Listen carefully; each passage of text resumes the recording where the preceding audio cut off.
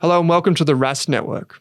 What you're about to hear and see is limited to general financial information only. Please be sure to speak to your financial planner or refer to our financial services guide available at rask.com.au/FSG before acting on the information. Welcome back to the Australian Business Podcast. Today I am joined with Jordan. How are you today, Jordan? Good. How are you? Good. Excited to be here. Always. Where are we today? We are in Sydney. We are in Sydney. And the weather's pretty cold. Yeah, it's freezing. Very fresh. Yep. But today will be a good one. We're talking about SOPs, standard operating procedures in business, and how they can improve consistency, efficiency within the organisation. So I know you guys have been around for a little while. You've got some pretty solid SOPs and a lot of tools that you've used to help build those out. Yep. I think it'll be a good one to have a chat through. For sure. It's interesting. At the start, when we were setting up Grayspace and all the systems and processes, the main focus for the SOPs was just on getting the work done. Yep. So it'll be a SOP for a BAS, an SOP for a tax return. But now as we've grown and learnt more along the journey, we have SOPs for like different areas of the business too. So calling the tax office, hiring someone, retrieving mail, like we try and have an SOP for everything. Yeah. So super, super helpful, and it really helps with efficiency as well. You'll be able to get so much more out of your staff and your systems the more SOPs that you have. And also reduce some of those unnecessary points of communication that just inevitably pop up whether it's a new person that's come on board or whether as a business owner you have like so many things flying around that it's pretty easy to forget stuff if you don't have it documented and written down. 100%. I think it's really important, especially one of the newest one that comes to mind for me and yourself as well, I'm sure, is when you're onboarding new staff members and just having systems and processes. And I know you've done a lot of that before as well. Yeah, absolutely. It was something that I was really passionate about, particularly in onboarding new employees. Something that we did was build out, or something that my team and I built out, was like an onboarding and training program for all of our new staff. So didn't matter if someone was coming in with 0 experience or someone was coming in with 5 years of experience. We had an onboarding program that took them through kind of our internal systems, but then also the way that we communicate with clients, the way that we communicate internally, the way that our teams connected with one another, but then also upskilling and professional development and training was all part of this kind of like 3-month onboarding system. So what did that look like, that onboarding system, that SOP for onboarding? Good question. So we had there was a few people in our team that managed different parts of it. So I kind of oversaw all of the hiring and the life cycle of our employees. Yeah. And so it was working with we had a HR and a hiring manager. So working with her to make sure that she had all of the right processes of if a candidate's successful, what that process looks like. If they're unsuccessful, what that looks like. Using automations as well in the back end of the business so that we can automatically tag if someone was unsuccessful, that they would get an automated response that was tailored based on the way that the organisation communicates. Yep. And so it was everything from documenting the way that we build out our job descriptions. For example, we had templates and they were in a certain place, and these were the different hiring platforms that we used. We used Seek, we used this, we used this.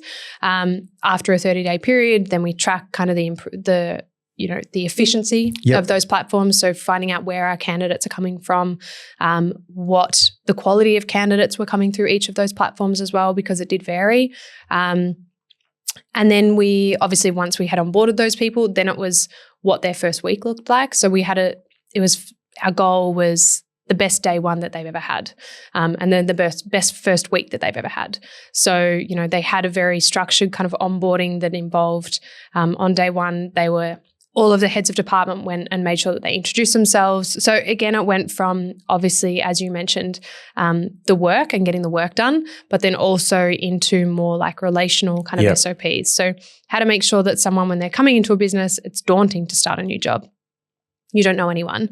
So how can we kind of try and reduce the fear that comes around starting new jobs, as well as the excitement, but walking in and not knowing anybody. Yep. And that was like, there was an automated system that once someone new was hired, everyone in the heads of department went up and introduced themselves. They were taken out for a lunch with their new team. But then there was a training program. So we had a training manager and she took them through all of like it was a month-long training course, which was before they took on any client work. It was just internal training to get them used to our systems.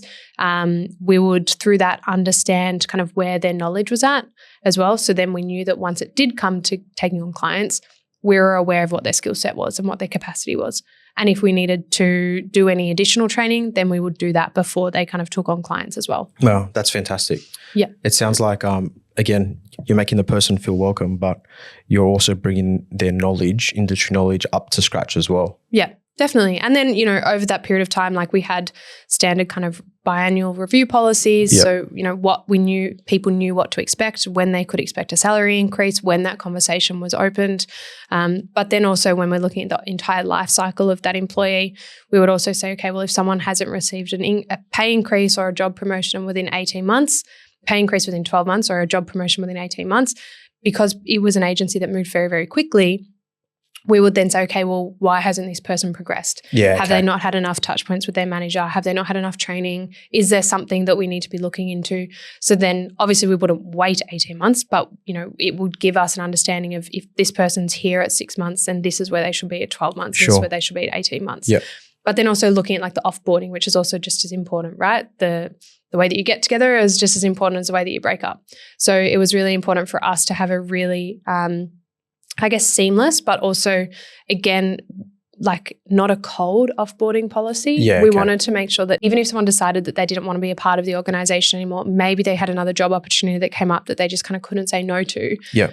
We wanted to keep that bridge alive, so we wanted to, there was an offboarding policy, there was like goodbye drinks, there was a goodbye gift, there was like all of these things that people got as a way of saying, thanks for being a part of the organization for the past X period of time.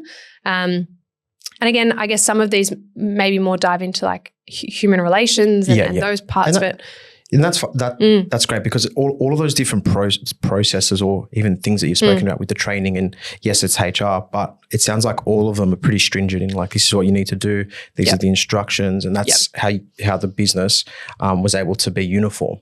Absolutely. And scaled. And it also meant that if I went away, I knew that I had a team of 10 or 15 people that could manage this, and they knew what their responsibilities were. If I was sick and I was unavailable for whatever reason and I couldn't contact them, there was no questions, because they knew where to go to find that resource or that piece of information. Yeah, and it sounds like that's just, in summary, it's like why it's so important to have those clear and well-documented processes. Totally. On that, was it a Word doc? Was it saved in a Google Drive? How was it done? So depending on our training program was through a platform called Monday. Oh yeah. And so we just had, depending on different skill sets, different levels, if they came in and they went into our Google department, then there was a 3-month onboarding system for a Google specialist. If they were a Facebook specialist, they had a different training program to our client communication specialists. So everyone kind of had a different board, essentially, that they would work through, or different dashboard. And then there were managers of those dashboards and managers of those parts of the organization. So the training was through Monday, and then any kind of internal, HR systems, we used Google Docs. And then we had obviously, like, depending on what type of information, depending on who had access to those Google Docs.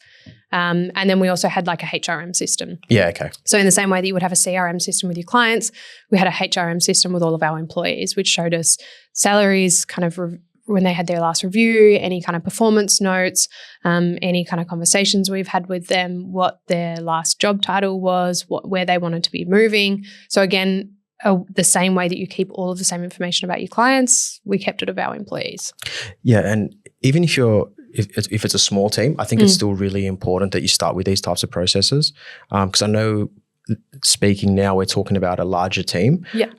But even at Grayspace, when it was just Daniel and myself, we were trying to implement this stuff. Yeah, We made a conscious decision that yes, it would take us 5 minutes to complete a task.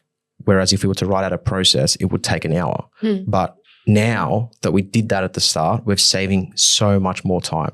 So even if it is just yourself, or if it's you and maybe 2 people, or even another person, invest that time to start to build these things out.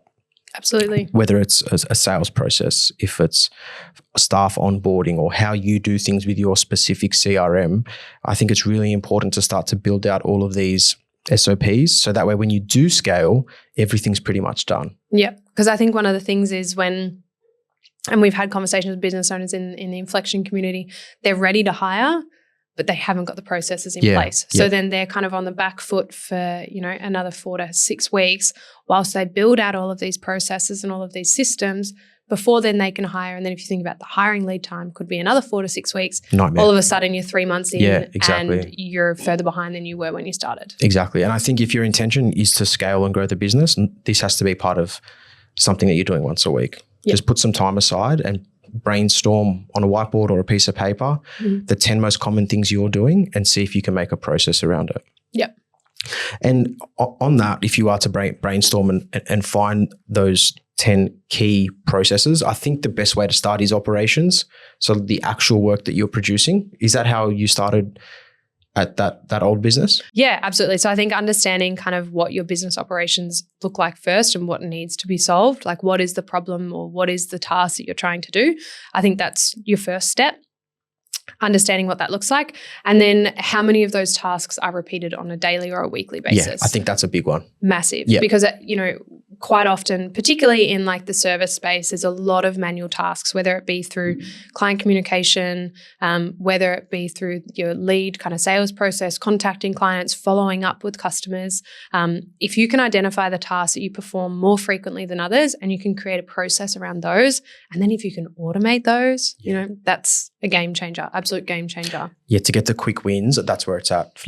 For us as an example, individual tax returns, super consistent. It's always recurring every year. How do we build out a process so we can get them done in the most time efficient manner, but also maintaining quality? So I think to double down on what you said, whether you're an accountant or in professional services, tradesperson, whatever it is, even if you're a creative, get that workflow down pat. Yep. So that way you can scale. And there's so many pieces of software out there as well to help you do this type of stuff, especially with the repetitive tasks. Yep. So I think, again, find out which ones you're doing most often and start there and standardize those. That's what's going to give you the biggest benefit. Yep. And then I guess there's also some of those really complex processes, right? Yes. What are some examples of those?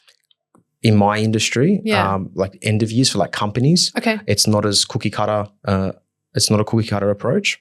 Yeah, I think the complex tasks for us, again, it's probably more so setting up or preparing company tax returns and company financial statements. It's not a real cookie cutter approach. There's always a curveball in there.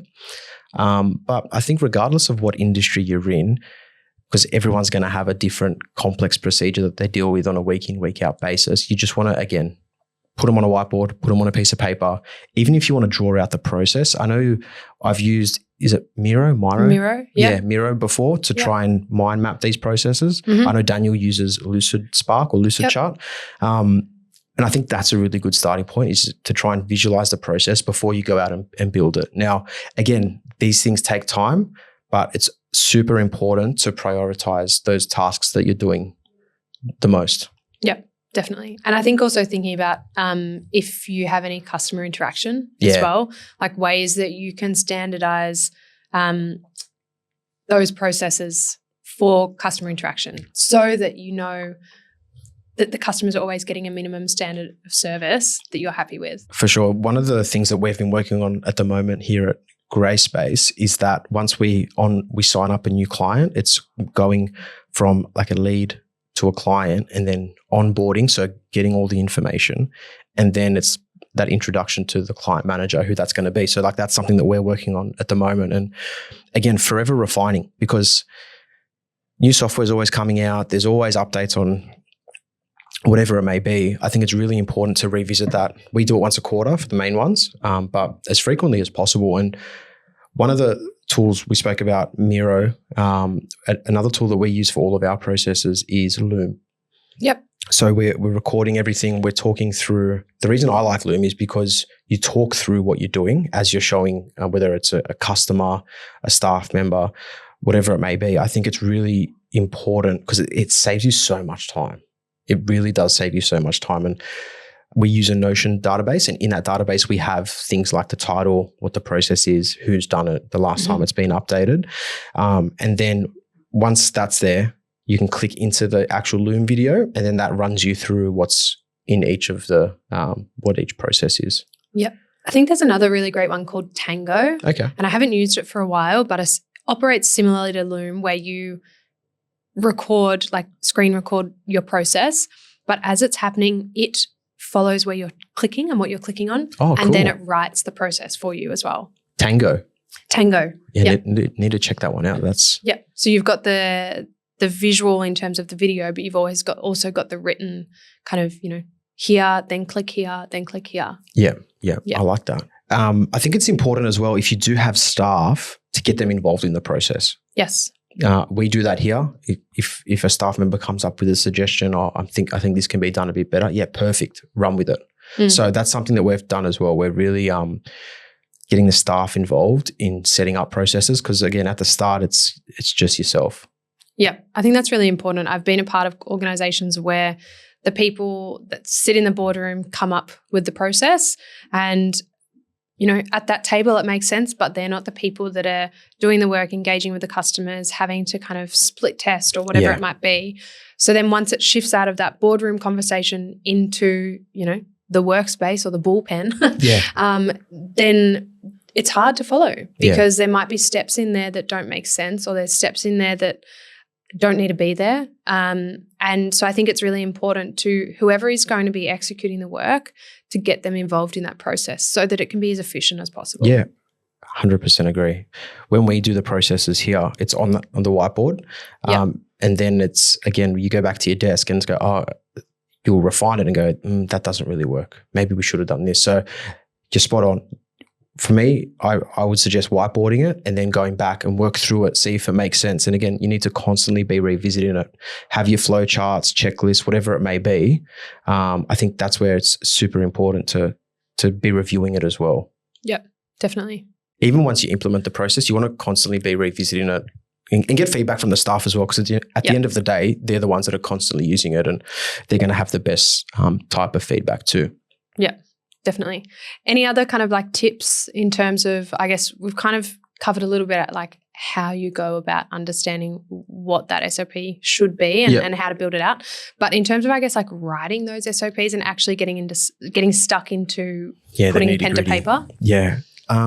Probably whiteboarding, and I've mentioned it before, but we do that. We literally draw boxes, arrows. This is how to do the process. And then once that's done, that's when we'll record a Loom. Once that Loom's done, then we put it in the Notion database, and then again have the right tags and assign the right people, and have someone that's responsible for it. Because if you just put it in there and it's never going to be seen again, and no one's responsible, it'll be missed, and you won't keep revisiting it and keep improving it. So I think it's really important to assign people to certain processes. Mm-hmm. And how do you determine who that process is assigned to?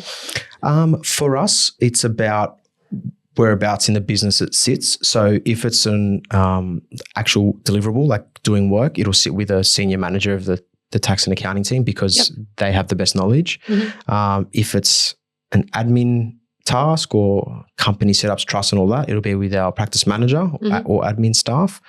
So it's just making sure that the person that's doing it on the daily is in charge of that process, because they're the ones that are on the front lines and that can constantly refine it. Mm-hmm. That makes sense. And I think that's how anyone should do it if you do have a team. But again, if you don't, unfortunately, you're just going to have to get in there and start writing them out yourself. Yeah. And I think in terms of implementation, it's really important that you have buy-in from everyone, because if you don't have systems, and if you do have systems and no one's following them, then it's pointless. But if you have the SOPs, you'll be able to scale. I think that's really important, especially as you start to scale, bring on 1, 2, 3, 4 team members, whatever it may be. You need to have those SOPs in place, and they need to be implemented. Because I know when we did it at the start, we'd do them all, and then at the end of the day, we'd find us, when it was just Daniel and myself, we wouldn't even be looking at them. But just, I'll get it done quickly. Yep. And you lose that, what's the word I'm looking for? You use that uniformness across the board. Mm-hmm. So I think it's really important that you get buy-in. Yep. Yeah, I agree with you on that one. Yeah. And even with the buying, you can't just say, oh, here it is, follow this. there needs to be some type of training. Yep. And I know you've spoken in a bit of depth about that. Do you have like a schedule that you follow? How do you? Yeah, I mean, that's a good question. I think in terms of if you are implementing a new process, then doing research to find out, sometimes things can be over-processed for the sake of having a process. So I think it's really important to do your research first. Does that process or that task that you're trying to automate or that you're trying to build an SOP around, like we've said, work with those people? Yep. I think once you've developed the understanding of kind of like why you need the process and how it needs to be done, and then you've actually kind of implemented it or you've created it, do a little beta test. Yeah. Like the people that potentially those people that are going to be responsible for managing and overseeing that this process is continuously updated and reviewed, get them to kind of beta test it, get them to use it for a little while, get them to get on board. Ideally, get them to give you feedback. I think the most important thing when you're trying to get anyone to buy into anything, particularly if it's, a new process that a team member has to follow, because if you think about it, sometimes from their perspective, you're adding extra work for them to do. Yeah. So I think it's really important that if they do give you feedback, you should be taking it on. Yeah. Like actioning it and having that conversation. So I think in terms of like a frequency, whenever you get a new person on board, potentially you've got someone in the organization that's been here for a little while, maybe they could be the person that's responsible for that task. Maybe they could be responsible for training the person in that area. Yeah. So I think that, when you do bring a new person on board, getting the person that's responsible for that task or that SOP, depending, obviously, you don't want to get too many hands kind of, onboarding a single person. But I think that there is a potential that you could get someone that's responsible for it to then also train someone in that area as well. Yeah, for sure. And I think it's really important to have those open communication lines and breed that culture in the business. Like I've said previously, they're going to be the ones improving it. So you want to make sure that there is that open communication and make sure that you're okay to receive feedback from something that you've produced, essentially, if it is just yourself. Mm-hmm. I think it's also super important if you use a very specific software in a business, regardless of industry, these are the types of things you want to be recording looms for. Because I know in the inflection community, there's some businesses where they're quite niche and staffing is a bit of an issue for some of them. And I think when putting pen to paper to create these processes, that's where you want to start. Because when you do get staff, you want to be able to, again, streamline that onboarding process, and how to use a new software can take up quite a bit of training time. Yep, definitely. And we mentioned the cadence for updates and reviews and, I guess, control of different versions. Because I know on different versions, I know when we first started, we'd have we'd use Word and have a folder, and there'd be like 5 documents for the same thing. Yeah. The newest version, latest version. So I think it's really important that there is some type of version control, for lack of a better word, especially if you're constantly updating all of these different procedures. So be organized. Otherwise, like you said, it can just be you're doing it for the sake of doing it, and it's a waste of time. No one's becoming more efficient. Yeah, and I think the idea of having SOPs in place is to make everything a lot clearer for your staff. So if you are updating a process, get rid of the old video or Loom recording of that process, because otherwise then it's confusing, and then you've got 2 different people on the same team executing something in a different way. Yeah, and I think another good way to do it, if someone does create a new one, is, I know we use Slack at Grayspace and Inflection as well, but maybe even have a chat like, hey, just updated this process. Some feedback would be great. Something like that, where you're constantly checking in and measuring and seeing what the impact is of these processes. Yep, definitely. How do you measure if a process is improving the business and not hindering? That's a really good question. And I think before you even start to set out that process, it's understanding what you want to be improving within the business. Yep. And that's why that process is being put in place. So whether it is that, you're a service-based industry or a service-based business, and you know that at the moment, once a lead comes into your business, you have a discovery call with them, or you send a quote through, then there's a 7-day turnaround time before there's a follow-up, and we want to improve our lead time. We want to start reducing the amount of time that it costs to close a lead and the amount of time that we're spending on closing those leads. So then we say, okay, well, in order to improve this, we're going to implement this system or this procedure, standard operating procedure. So then I think at the end of it, after you've put like a 3-month period in there, you can say, okay, well, we can see that our lead close time reduced from 7 days to 4 days or 7 days to 5 days. So then you actually, I think at the end of the day, you need to have these very tangible metrics that you can go back to. Because again, if you're wanting other people to buy in, you need to be able to go back to them and say, hey, Sarah, Steve, and John, all of these new processes that you guys implemented last month, we were able to sign an extra 10 clients and onboard them 20% faster than we would have previously. Yeah, you're spot on. You need to have some type of metric. Yeah. Otherwise, there's no real way to measure it. Yeah. And some other metrics can be things like time saved, error rates. We even have customer satisfaction too. So we use like a scorecard, a weekly scorecard. Yep. And if we have any customer issues or whatnot, we'll log it in the scorecard. So it's like, okay, if we have had 2 customer complaints caller from the one person, well, what's the issue there? And then we can go back and see, okay, do we have a procedure that isn't being followed? Because these mistakes shouldn't be happening. So you can sort of reverse engineer it. That's something that we do.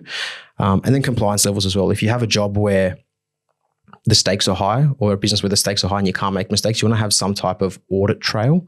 And that's where having standard operating procedures can really help. But in summary, I think continuous improvement is really important.